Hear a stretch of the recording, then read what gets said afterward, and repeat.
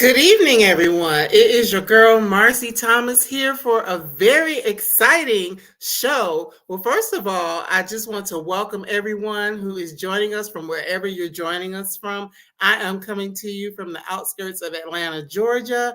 And if you're here for the first time or if you've been here many times, we'd love to know where you're joining us from. Now, tonight is really exciting because believe it or not, we have gotten through an entire year of episodes of the BGC Book Club. And I am super duper excited to have our special guest this evening, who I have been following her book from before it came out up until, seeing it in stores all around me and just hearing a lot of wonderful buzz about her first novel. And it's just really a pleasure for me to be able to invite her into the space today. So if it's your first time here, or if you've been here many times, we'd love to have you join in and be a part of the conversation. So tonight's special guest is here to talk about her book, Did You Hear About Kitty Karr, which was Reese's Book Club pick. It also was nominated for Goodreads debut novel, as well as it has historical fiction. So it's been getting, as I said, a lot of buzz, and it's a book that a lot of people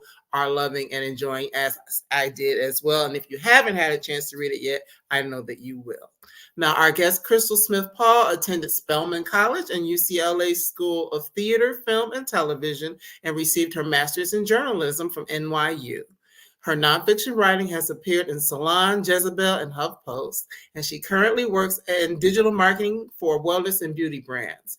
Did You Hear About Kitty Karr is, of course, as I've already mentioned, her first novel. So without any further delay, welcome, Crystal Smith Paul. Hi, Marcy. Hi. I'm so excited to have you here. Likewise. Thanks for having me. Yeah, we already have somebody saying, hey. Hey there. Thanks for So, joining us. yes, absolutely. So first of all, congratulations on all of your success. Thank you How so powerful is much. that? I appreciate that. It's been very, very exciting this year for sure. Yes. I mean, to be selected by Reese's Book Club, the different, acknowledgments that you're getting from Goodreads and others, that's really exciting for a first-time novelist, I would gather. Very. Yes. Yeah. To say the least. Feel very, very blessed, to be here. I've been working on this book a long time. So it feels really good. Yes. So now, what is it that drew you to decide that you wanted to become an author? Because I know you've done some other things, you've done journalism and things like that. And I know that working as a journalist is a little bit different than being an author. So what was it that drew you to want to become an author? Was that always a goal, or, what was your journey like? As a child, I think I always wanted to write novels.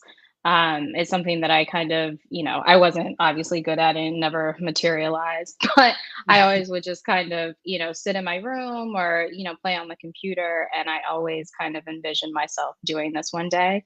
But truthfully, it was also one of those things that seemed like, this goal that I didn't know how I was going to reach. I didn't know any other authors. And so I think kind of as I went through my matriculation, I tried different types of writing and I kept coming back to the long form. So it was kind of a roundabout, way that I got here.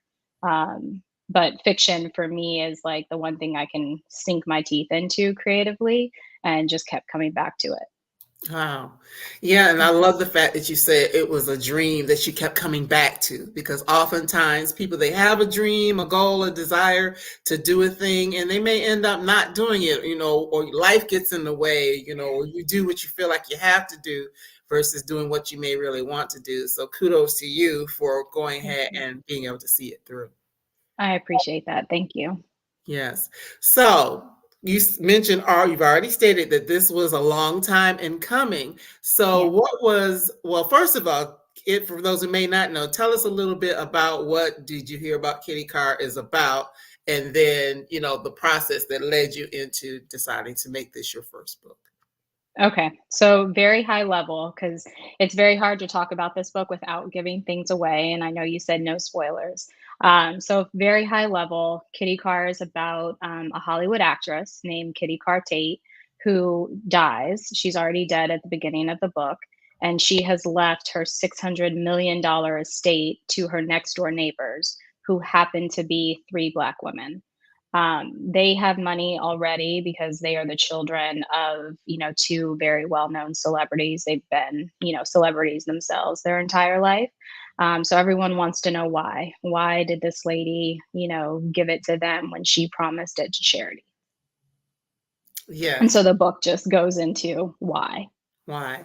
Yeah. So what was it that drew you to this particular story? Mhm. So many things.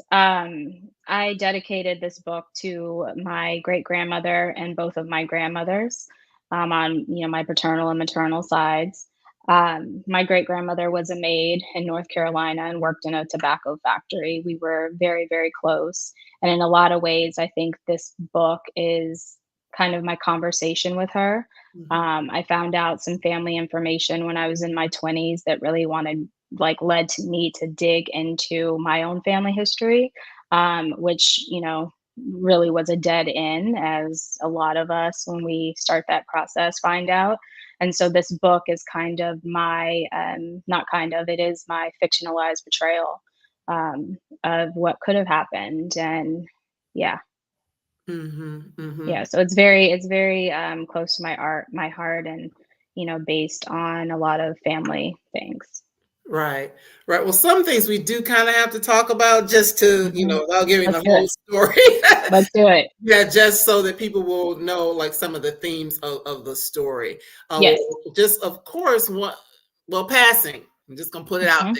there Yep. is one of the themes of the story. And many people have read Nella Larson's Passing or seen the film Imitation of Life, or even more recently read Britt Bennett's book The Vanishing Half. Mhm. So we've seen stories of women and or men over time. Those three in particular were about women, but the whole concept of passing a Black person, one drop rule. Many of us have heard that before. How it allows them to live a different type of life. So, in that, how important did you feel that it was for you to add your own story to the canon of other stories that talk about that particular topic? What do you mean? My experience in terms of Right. passing, or just being a Black woman? Wanting to tell a different type of story about passing. Oh, yes. Um, well, I would say that a lot of, books about passing and just the theme in general, there's always like one way to look at it. I mean, it's, yeah, you're doing this for another life, but if you're someone, like me, who could not pass, or and who was always been around a Black family, there's a lot of judgment in terms of the people who decided to pass, why they did they not want to be Black, was it a self-esteem issue? And so I wanted to really like explore the concept of passing, but turn it on its head in terms of, okay, I'm doing something for somebody else. Like, I'm using what society says is a gift to give back to my community. So I thought it was very important to explore that topic from all sides, because none of us are, we're not alike, and we Right. have different reasons why we do things. Um, so that's what I would say is this passing, story is more about Black unity to me than separation.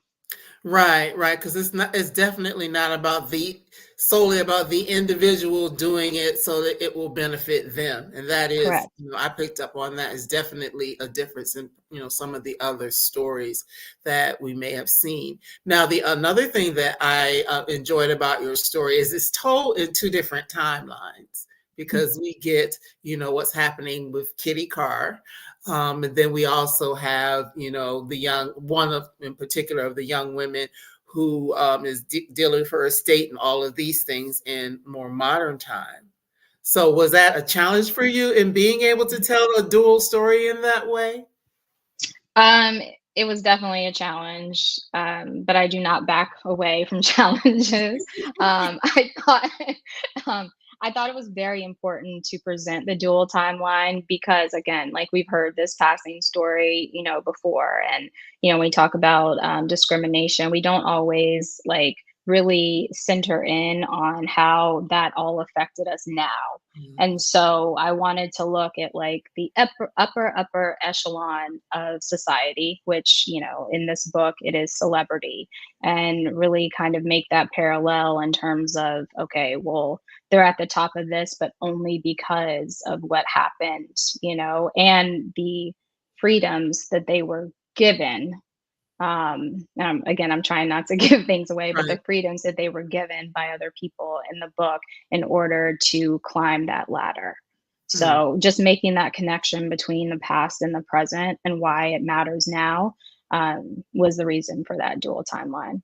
Mhm. And it definitely made, as a reader, for those who haven't read it yet, it makes for an interesting story because, you start out and, you hear about this Kitty Karr person, but then throughout the story, you get to kind of see her tell her own story Mhm, and then see how it's impacting the current generation. Now, of mhm, course, the book does kind of start out in the mid 1950s, is where the story kind of kicks off mhm. the look back.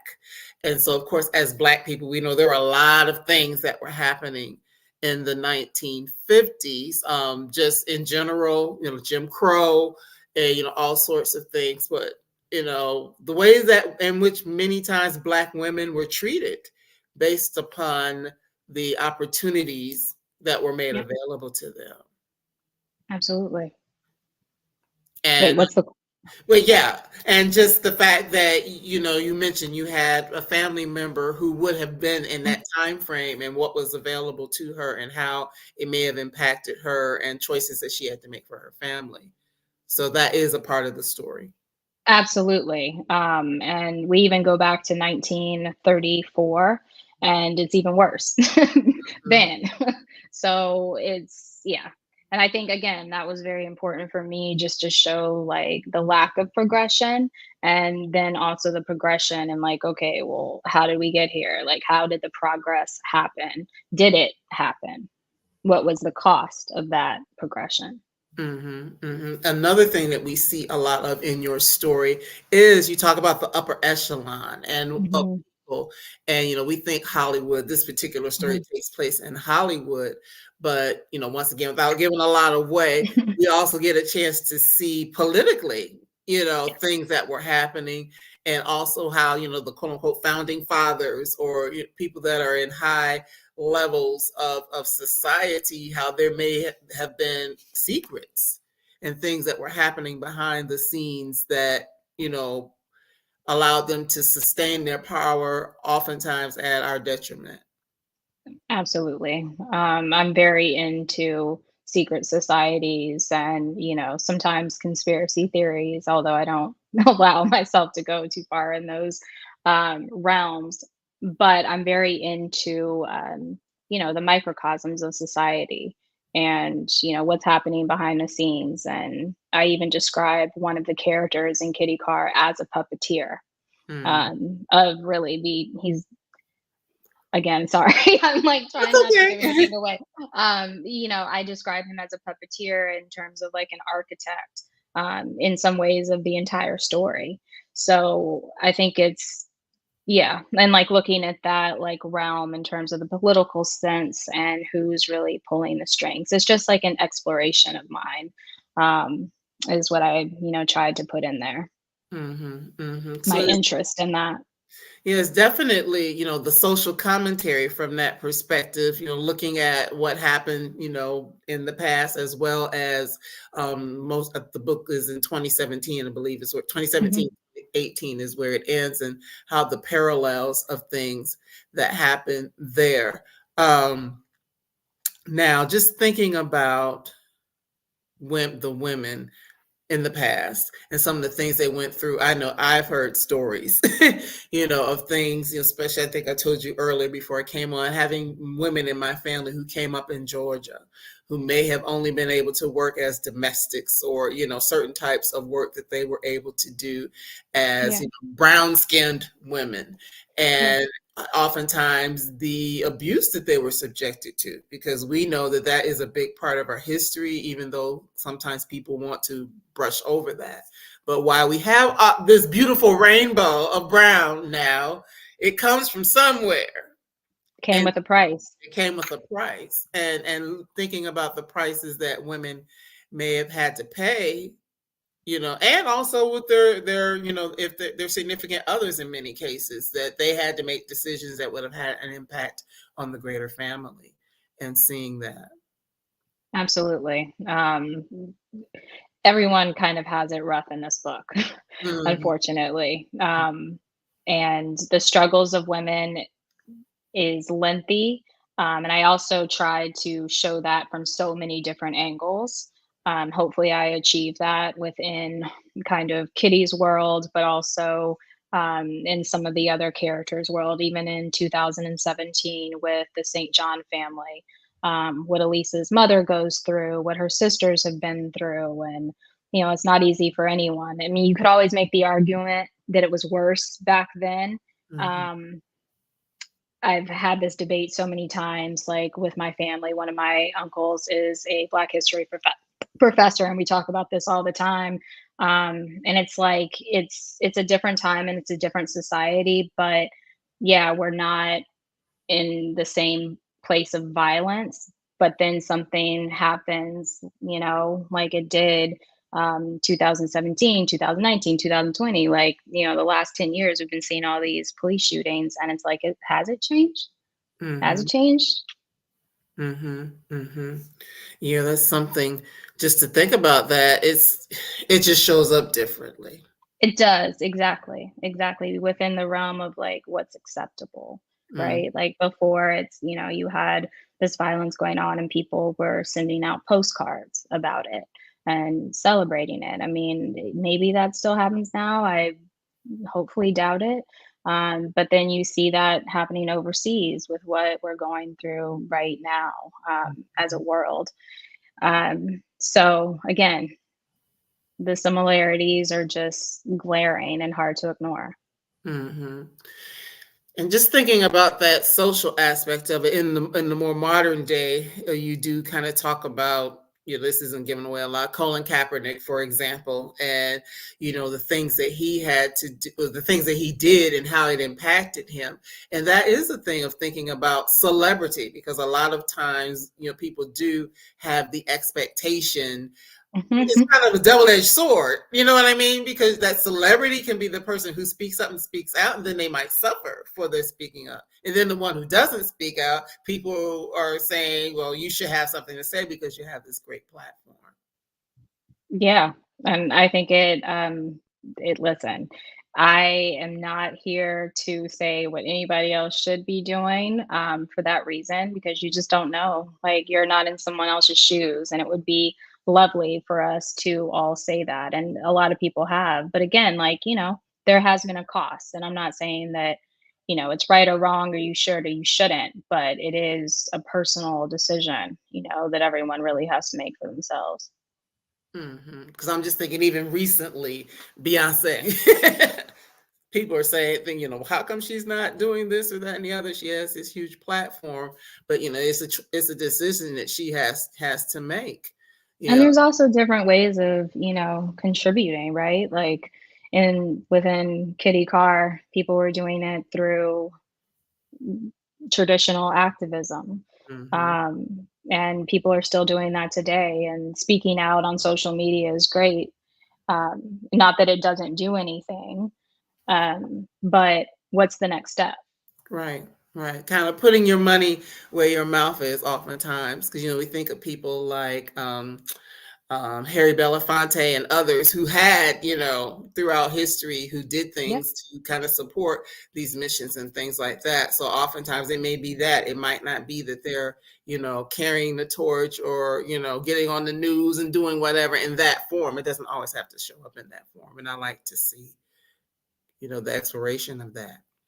Yeah, I mean, I do it through my writing. I feel like I'm able to really touch all different types of people and bring a sense of empathy and understanding for not just our plight, but other people's plight. Like, if you can make someone feel what another human being is going through, um, hopefully that is doing something. And I would like to think that that's my contribution. Absolutely.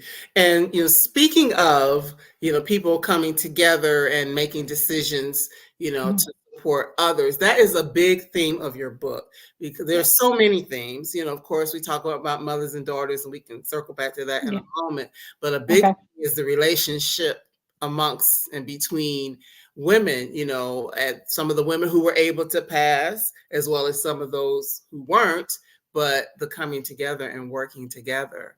How what important was it for you to include that element in the story as well? Very. Colorism isn't just an issue within our community, it's an issue all over the world. Classism, again, issue all over the world. And when you look, like I said, this was really about Black unity for me Mhm. and, progressing towards something larger, regardless of whether you're a maid or, you're this like rich woman, like living in a house. Like, how are we all helping each other, like, as women? And so that was very important. I think also, you know, just growing up in the family that I have, my mom has a huge family. She's one of 13. Oh, So yeah, she has 10 sisters. So growing up and, seeing all of my aunts and everything together, I went to a Black college, obviously. And I also like attended this summer program when I was younger at Davidson College in North Carolina, and it was an all Black program that I did for like 3 years. And being in those like all Black spaces and that like kind of insular environment teaches you a lot about yourself, and is really very empowering. And so I brought that like love and that unity to Did You Hear About Kitty Karr? Because it's just important. Like, we're stronger together. absolutely. And it's just, we know, or anyone who knows, I'm not going to assume that everyone knows, but for those, who have studied the history, we've definitely come together and supported one Mhm, another, whether mhm, you're talking about, the links or, mhm, some of the sororities or, mhm. I'm thinking of, because you do mention the Montgomery bus boycott in the book, the Yep, women who came together and yep, did the things, whether it was printing the flyers or frying the chicken that could that could pay yep, for people to get to and from work. It's something that we've always done. I mean, even more recently, if you think of Black Lives Matter, it was three women who founded it. So yep, it's something that we always have found a way to do to kind of take care of ourselves and look out for our communities. absolutely. So it's definitely a celebration of that. And it Mm, goes against the narrative that often we hear that we don't come together. correct. And that we can, and all these things, it's just a falsehood. It is, and I love seeing stories where you turn that on its head and see that women are able to do that. Um, but another thing you talk about is the women's influence on the men in their lives. Yes. Very interesting because I mean we know that it's there, but Yes. just to see how it plays out, just with these women that are what should I say, strategically Strategically. strategically aligning themselves or being involved with certain men that can help propel some of the think causes that they're working towards. And Yes. we should just seem to see that element as well. I appreciate it. Thank you. Yes. And oh, wait, did you have something? Oh, no, not on that point. But yes, but also, and you mentioned like, because of course these women are Black women in this case, but how white women do the same thing. Yeah. I actually don't remember my inspiration for this, but it's a long, long time ago. Maybe I was a child, but it was literally like somebody. It's maybe a movie or something, but it's like make him think it was his idea. In terms of like how just to control men, and I definitely was thinking about that in while writing this book. Like, okay, the cycle of manipulation and lying for a good cause, or to advance your agenda in some way, and how those things could be forgiven. Again, it's just about kind of the scheme for me in this whole plan of the novel. Mm-hmm. And it was fun. I mean, it's fun writing about people who like are not wonderful. Like they're more interesting Mm-hmm. than the good just in the world of fiction. Like as a Right. writer, it's fun to write about people like that. Right. People who are flawed, because I mean, we're all flawed, as well as, yeah, it's more realistic than to have Exactly. perfect characters or doing everything and Yeah. making all the right decisions for the right reasons all the time. Because I mean, that's just not reality. But you're just that piece of the women and the influence. It makes me think modern day how we talk about political things that are happening and how women may be able to influence their men, or how a woman may make a certain choice because she feels like it's going to be better for her in the long run. So all of that, whether yeah, my best friend and I had a conversation about that the other day. Like, are you choosing what's in your best interest, or are you trying to go along, to get along because you feel like the benefit for you is going to be greater in the long run?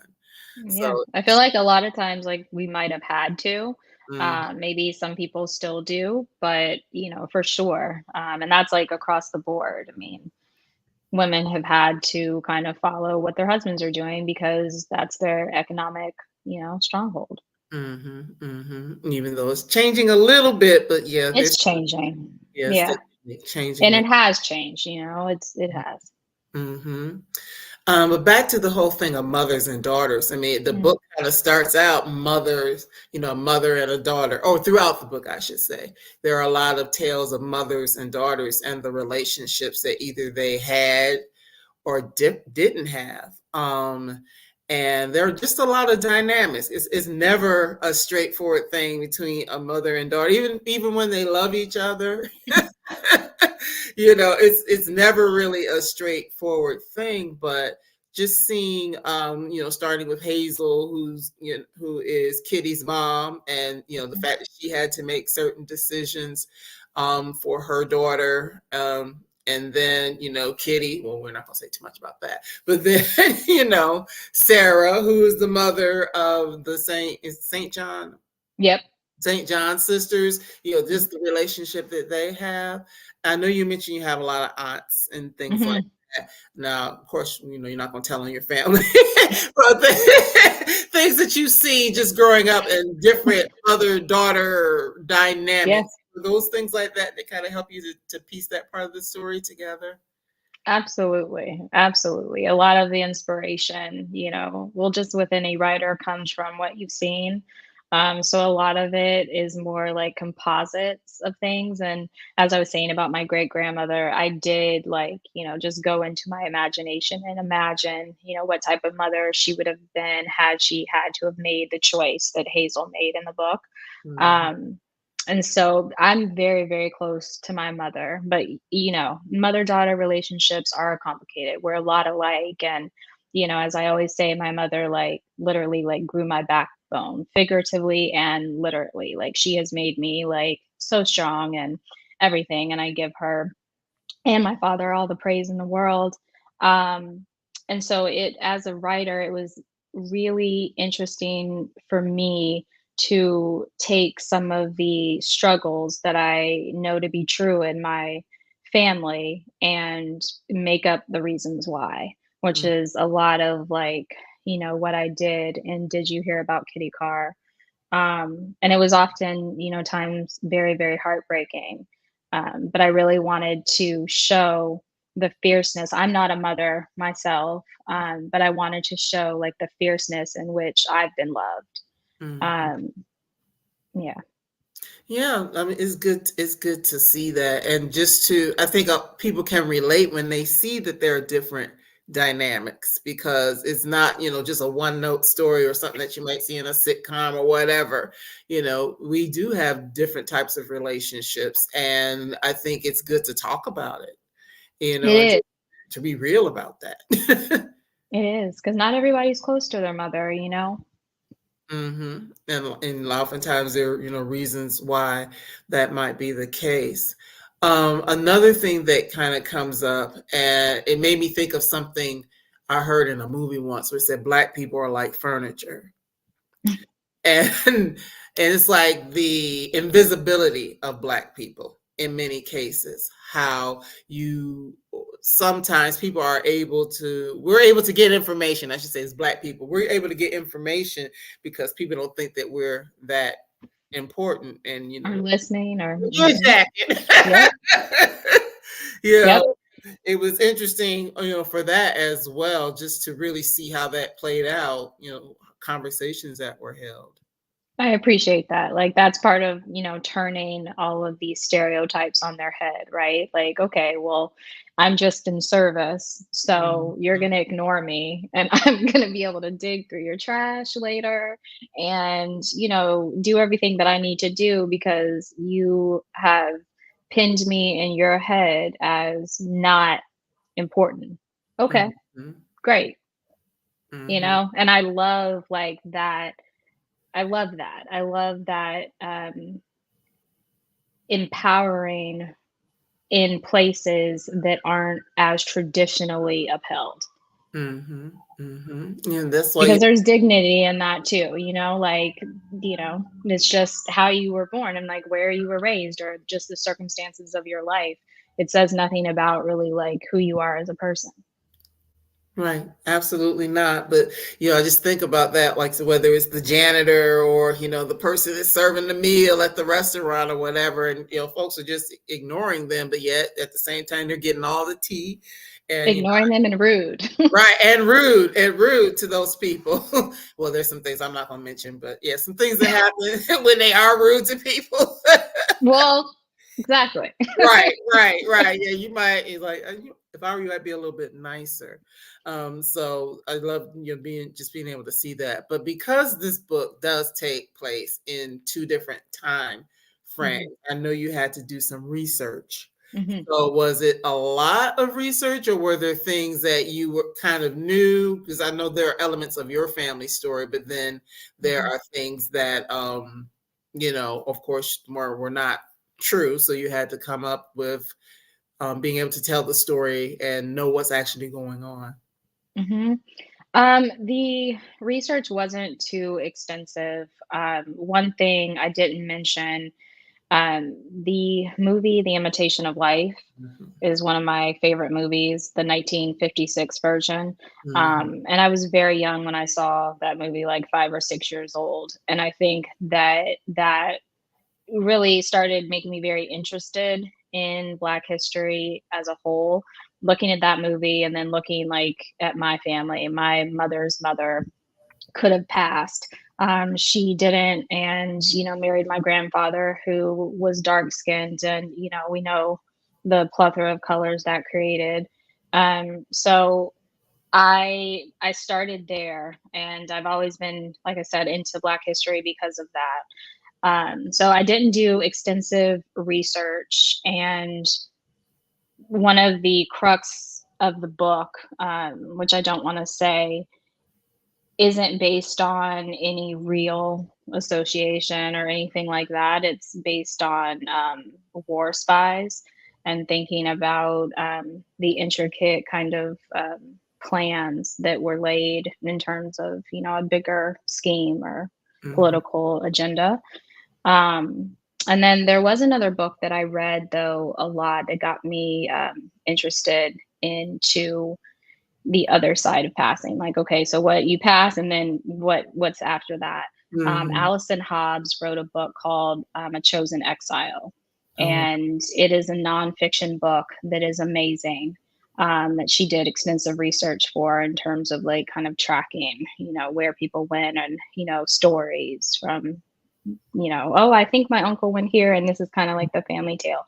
So that book was invaluable. Hmm. Yeah, and as you're saying, I'm just thinking about the fact the people who would have chosen, to pass. Yeah, a lot of times you can't ever go back home. You can't ever, there's certain things. Oh, somebody saying, I remember that book. Yeah, but you could never go back home. You kind of like disappear and never Hmm. be able to really, reconnect with your family. So there's definitely a cost to that. Yes, there may be Huge. the benefit of living, a better life, so to speak.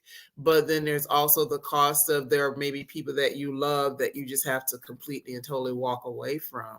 So Well, it's yeah, and the aloneness of, like, not having community, mhm. um, would be, really hard. Right. And there is a part in the book where there's like a list given of, if you're going to live Mhm. this life, these are the things, these are the do's and the don'ts if you're going to live this life. And it's something, well, like I said, we don't get the spoilers, but yeah, just the things, the sacrifices that you make, that even if you do say fall in love with someone, what does that mean if you just fall in love with someone and decide to get married and, thinking about family and things like that? How does that all play out if you are quote unquote living a lie? Yeah, Yes. the very basics of life become very complicated. Mm-hmm. Mm-hmm. And just think, I mean, the mental stress of all that, like, just not, like, at your very core, you can't say, who you are. I mean, I feel like that would be very agonizing. Absolutely. Oh, we have another comment. Rachel saying, this reminded me of the hidden identities of real passing celebrities from the 1930s to Mhm. 1970s and the socioeconomic presses driving the choice. Great reading today. Thank you, Crystal. Thank you. Yes. Thank you. Thank you. Yes. Yeah, because I mean there were people that did that. I'm thinking, I don't know if necessarily she was passing or not, but I know I've heard about Carol Channing is I one. heard about that recently. Mhm. And I think a lot of those stories are coming out now because you can, right? Mhm. It's, like back in the day, we didn't know, but now, like all these stories. And again, that's again why I wrote, Did you hear about Kitty Karr? Because there's so many of these people out here and people who have done it and their families that, don't know. It's like we are more white than we think we are, and Mhm. other races are more black. Mhm. Mhm. Mhm. Yeah, makes me think of something we talked about before we came on, how at this, Mhm. the women who were able to pass, Mhm. this is something that they did because they wanted to, have a certain aesthetic or, thought that that was going to give them benefit. But now we see a lot of people wanting to take on Mhm. some of the things that may make them look more quote unquote ethnic or exotic or whatever, whether it's getting their lips plumped or getting BBLs or whatever. It's just interesting to think that at a point in time that would be the thing that you wouldn't want to do, and now we kind of see people leaning into wanting to look more like we do. Mhm. I mean, marketing is very powerful. It's very powerful. I mean, I'm looking at your Yeah. beautiful braids. I Thank you. remember, I'm old enough to remember when the movie 10 came out and Bo Derek had, the braids, and they're like, oh, look at Bo Derek. And That was a controversy, wasn't it? yes, Like, it yeah, was. yeah, It with was. the beads and everything on Yeah, the with the end. bees, I'm like, Mhm. wait a minute. And, of Mhm. course, we've seen the Kardashians do a lot of things to try to Mhm. mimic, what Black women look like. So it's just interesting to think of that. And really what I mean, you don't really dive into beauties as much in the book because there's so many other themes that kind of take precedence, but that is a thing as well. Like, It what we is. consider beautiful. Yeah. Well, what's considered beautiful, but also like how, beauty can be a threat. Like, Hazel deals with that in terms of she's a very physically beautiful woman, and she faces some struggles behind that. So it's like, yeah, it's like, what is beauty in terms of, passing, not passing, but then how does beauty like affect, the way people see you, how you move in the world, um, and how that kind of like stacks up Hmm. in And, terms of your experience. right. And unfortunately, we definitely still see some of that today. I know just this weekend, I was looking at some people were upset that I'm not going to say who it was, but somebody was throwing some party out in Vegas and they had like Oh, light oh skin my versus gosh. dark skin. You know what I'm talking about. I'm sure you saw it. Okay.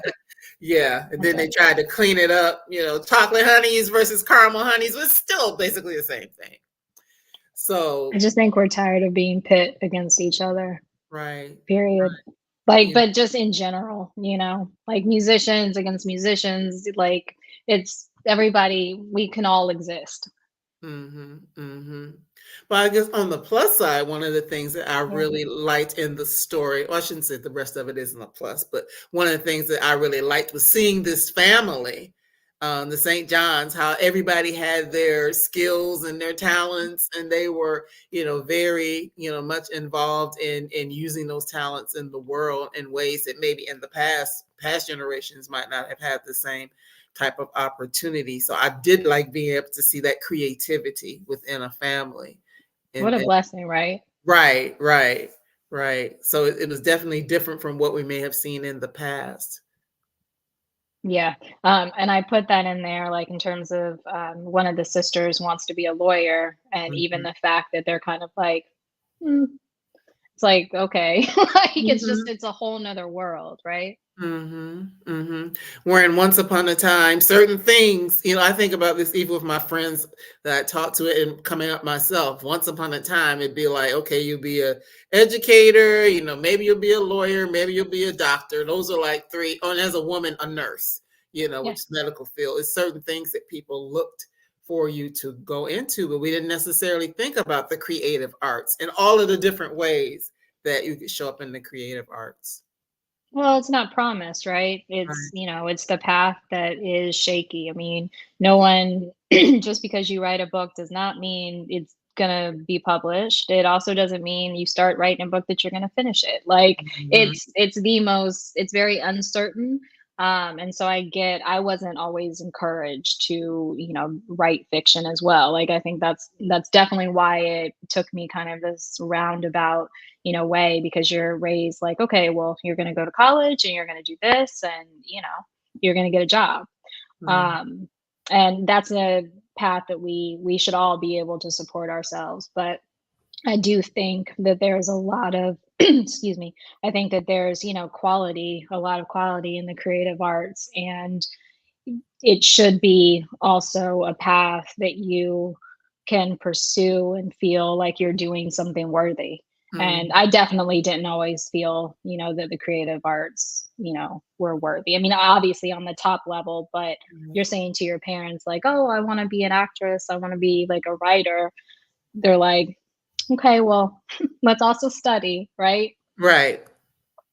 Right, and I mean, And that is true, and, one of the things nowadays, there's so many paths to entry, so it's just different, you it know? is different. It is different. The internet has like opened up our world incredibly, and it's changing so fast, like, every day. Mhm.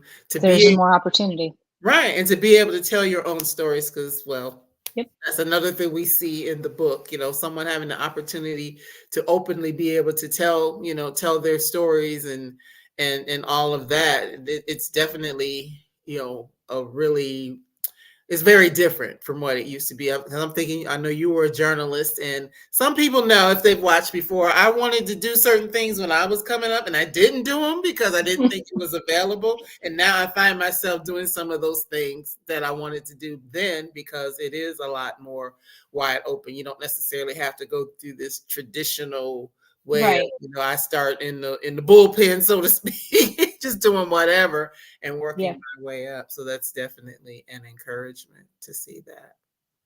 I agree. I agree. Now, I know I mentioned earlier you did go to Spelman, and that was I kind did. of one of the things that helped you to really be able to form stories about Black women and just having those types of experiences. So, what was it? Well, just real quickly, what was it like to go to like an all girls school? I mean, I loved it. Like Mhm. it's I don't know, I don't really know what the stereotypes were about going to an all-girls college, but I loved it. I mean, it was nice, like, being around like-minded people, like, that look like you, um, that you can just kinda be yourself with, let your hair down, so to speak.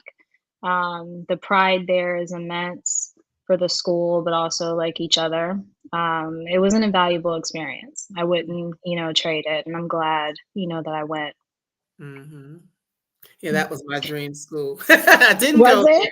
Yeah, it was. I did not go there, but Mm, every time I get a chance to go over there, and lately, now that I live in Atlanta and support things yeah. happening at Spelman, so I do think it's important, and I kind of brought that up also just for us having institutions, whether it be Yes. higher learning or political minded or social issues, the importance of us being able to have those spaces that are like safe spaces, because that is one of the Yeah. things we see in the book with the women. Yes, there's certain things that they're doing, but it also becomes a safe space for them. Oh, 100%. I mean, Spellman definitely, like, put the wind underneath my wings, like, for sure. Mhm, Um, absolutely, mm, absolutely. That and the other program that I, did is called Love of Learning, and it was an all Black. It was girls and boys, um, but those 2 experiences, invaluable. Can't say enough. mhm, I think it's really important for us to do things like that, even if you don't have the opportunity to go to a Black college. I mean, obviously, like, there's things like Jack and Jill, and mhm, but not all Black kids go. I went to a very integrated school, so I always had Black friends, and that was never a thing. But not everybody does, and it is important. mhm, mhm. And just the awareness and understanding that we're not a monolith, because even if you're in a room full of a bunch of us, we're all very different. We see that in the Yeah. book, and that's just real Yep. life. We're all very different. Absolutely, and that should be celebrated, right? Like, our differences should be celebrated. It definitely should be celebrated, and not to always look at for reasons to not get along with one another, but ways to come together, and because we all are fighting for common goals at the end of the day. There you go. At There the you go. Agreed. at the end of the day. So, what, if anything, for those who may not have had a chance to read, did you hear about Kitty Karr yet? What, if anything, do you want people to take from it when they have an opportunity to read it? Um, Empathy. That's the biggest thing. That's what I always say. I just want people from all sides, and you know what I mean when I say that, from the top, quote unquote, to the bottom. I think that there's a lot of space for empathy and for us to learn from each other's experiences. And I also, one other thing, I just wanted to create conversation. Mhm. Mhm. Yeah, yes, because just seeing, our lead characters, specifically Kitty Karr, since it's named after her, just to have an understanding, because like we said earlier on, there can be a lot of judgment of why people are doing what they do, and whether they're doing it willingly or whether they're Right. doing it because they fell into the situation, and then if they're falling into a situation, what they do with it from. Correct. Correct. Mhm. Correct. It's like, maybe if we're more informed or see something in a different way, or just step back and listen, right? And listen to somebody else's perspective, we can make a better choice the next time. Mhm. Yeah, and as you were saying, I'm also thinking not to be so judgy, because we do judge. We pass a We lot judge of a judgment. lot, and 'Cause on I know. ourselves too. Like, we start with ourselves. Yeah. Because that's what society has told us, that I mean, it's just I think the product of being a part of society. Someone's always telling you you're not good enough. Mhm. Mhm. So I know this year has been a whirlwind for you, and this is your last official interview for the year. And so It thank you is. so much for including me in your Oh, thank 2023, you. the explosion of Mm. 2023. I so appreciate it. Yeah. Thank you so much. This is a bang way to end the year. Yes, yes. Well, I know a lot of people say they, when they're promoting one thing, they've already got something else work in the works or coming out. Is there anything that we can be on the lookout for anytime soon or in 2024 or beyond? Um, Maybe 2024, but probably more likely 2025. I am working on a new novel. It's not connected to Kitty Carr, but I do hope to be working on something related to that book soon. Mhm. But yeah, I'm actually on deadline right now, so Oh, I've been nice. in this office Okay. writing. Yes. Yes. Yeah, so Mhm. that's a good thing. Are you still doing something during the day, or are you able to work right full time? Mhm. Okay, so yeah, I know. Yeah. I Yeah. understand. I do understand. It's a balancing act. It's a It balance. is, and I also kind of need the break also. Do you have any suggestions for people who may watch this who are interested in writing and maybe still having to work and balancing that all out?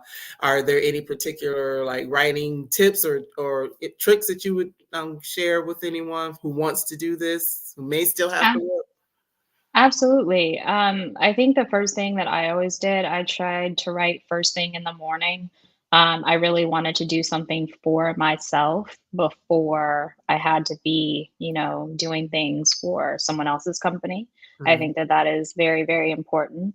So that's the first thing. And then the second thing that I've also done for years, just like working on a new draft, it's called National Novel Writing Month. I mm, might be getting, yeah, I think that's right. I mean, you can do it on your own, but it's usually in July and in November, and mm. you write, a certain number of words a day. That has been invaluable for me too. It got me through like a lot of like first drafts. Yeah, NaNoWriMo. I know that's the Yes, It's like the yeah, short it's way very of long. saying National Novel Writing Month. Yes. And like, I can't say I do it every year, but this year I attempted. I'm like, girl, what are you doing? No, do it. You should totally do it. Just get the words out. You should do it. There's a book Yes, inside of it's every just line. because I had at November was like a crazy month for me, so Oh, that's why I've yeah, been like, why am I doing this when I know I've yeah, got other major things going on yeah, and being able to set the time aside. But I love that because you think even Toni Morrison, that's what she had a job and was raising kids, but she would get up in early in the morning and write. And Toni Morrison, someone we all yeah, look up to yep, nowadays. So it's just like I said earlier on, keeping that hope and that dream alive and just, taking the time and, sometimes maybe making the sacrifice. Okay, instead of getting up at 6, I'm gonna get up at 5 and write for an hour. exactly. Hmm. Exactly. You gotta give the respect to your craft. Hmm. Did you also, well, did you also like take classes or anything like that since you were going into fiction versus what you may have learned in journalism? Screenwriting, actually. Oh, I have not taken fiction writing classes since like high school. okay. So, but I will say the screenwriting helped me immensely in my fiction writing, because I do think in pictures. It was very helpful for me personally. But I haven't taken fiction writing. Okay, well, that's good. Well, thank you for those tips for those who might be Of course. interested in writing an epic novel such as what you Oh, have thank done. you. So, Thank you so much. Thank you. yes, and it was a good read. I did read it in a day. Good. That means Other you couldn't put people, it down. I read so much. I've learned to read like really, really fast, but it's good. Yeah, It is also on audio as well. it is. And ebook, of course. Okay, yes. So for Mhm, those who like to listen, and mhm. sometimes I do a combination of both, but this one I actually read every page. So Oh, I love I that. do a Thank you, good Marcy. job. Oh, you're so welcome. And so if you could hold on for me for just a second, I Okay. just have a couple of quick announcements for everyone else. So I will let you go back. I call it the brown room, not the green room. Okay. I'll let you go back to the brown room. But thank you again so much for Oh, your thank time you. and at your time and your talent. And I look forward to talking to you again in the future as I you would love that. out. Definitely. You Thank always you. have a home here. Thank you. You're Thank you. welcome. You're welcome. So, everyone, I am really excited. This is a wonderful way to end the year because, as I was telling Crystal earlier, I knew about the book before it came out because I'm always on the list of books that are coming out. And then I just kept seeing it everywhere. I'd be in Target, and there it is. And I went to a book club conference, and there was a young lady there who was a publicist for the publisher, and she's like, "Here, you want this?" I'm like, yeah, absolutely. She's been on my list, for a long time. So I'm excited that we were actually able to make this conversation happen.